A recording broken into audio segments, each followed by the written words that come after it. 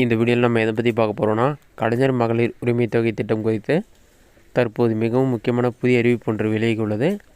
அது என்ன என்பதை பற்றியும், மகளிர் உரிமை தொகைக்கான அப்ளிகேஷன் ஸ்டேட்டஸ் எப்படி உங்கள் மொபைலை பயன்படுத்தி ஆன்லைன் மூலமாக செக் பண்ணுறது, அதற்கான ப்ரொசீஜர் என்ன என்பதை பற்றி தான் இந்த வீடியோவில் நம்ம டீட்டெயிலாக பார்க்க போகிறோம்.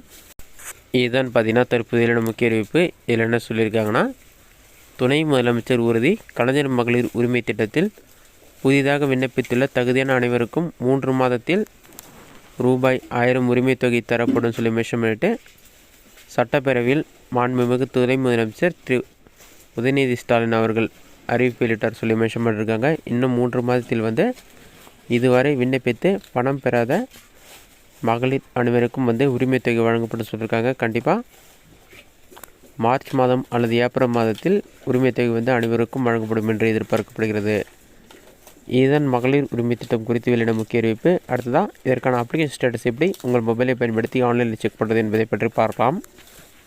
உங்களுடைய மொபைலில் ஏதாவது ஒரு ப்ரௌசர் ஓப்பன் பண்ணிக்கிங்க. அதில் கூகுள் சர்ச்சில் போயிட்டு KMUT-TNGOV சொல்லி டைப் பண்ணுங்கள். அந்த மாதிரி நீங்கள் டைப் பண்ணி வைக்கக்கூடியதுன்னா ஃபஸ்ட்டு எடுத்துனே KMUT.TN.gov.in ஒரு வெப்சைட் ஷோக்கும். அந்த வெப்சைட் செலக்ட் பண்ணுங்கள். அந்த வெப்சைட் நீங்கள் செலக்ட் பண்ண ஒரு 5 செகண்ட்ஸ் லோட் ஆகும். லோட் ஆகி கம்ப்ளீட் ஆன பிறகு இந்த மாதிரி ஒரு பேஜ் ஓப்பன் ஆகும். இதிலே அதிகாரிகள் உள்நுழைவு, பொதுமக்கள் உள்நுழைவு 2 ஆப்ஷன் கொடுத்துருப்பாங்க. நீங்கள் பொதுமக்கள் உள்நுழைவு ஆப்ஷனை செலக்ட் பண்ணிவிட்டு உங்களுடைய ஆதார் கார்டு நம்பர் என்டர் பண்ணிவிட்டு OTP அனுப்பும் ஆப்ஷனை கிளிக் பண்ணிங்க.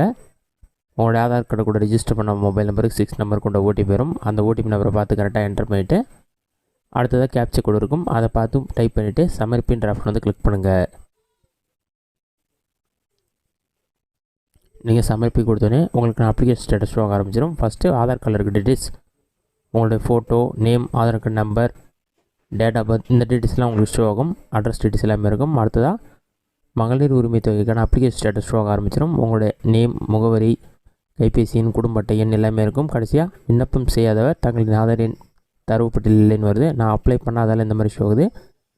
நீங்கள் அப்ளை பண்ணி பணம் வராமல் இருந்தால் உங்களுடைய விண்ணப்பம் நிராகரிக்கப்பட்டதுன்னு வரும். அல்லது உங்களுக்கு என்ன காரணத்தினால உங்களுக்கு மகளிர் உரிமை தொகை நிறுத்தப்பட்டுன்னு சொல்லிட்டு ஷோ ஆகும். இந்த வீடியோ உங்களுக்கு யூஸ் ஆகும் நினைக்கிறேன். இந்த வீடியோ பிடிச்சிருந்தால் லைக் பண்ணுங்கள். வேறு சின்ன டவுட் இருந்தால் கமெண்ட் பாக்ஸில் கமெண்ட் பண்ணுங்கள்.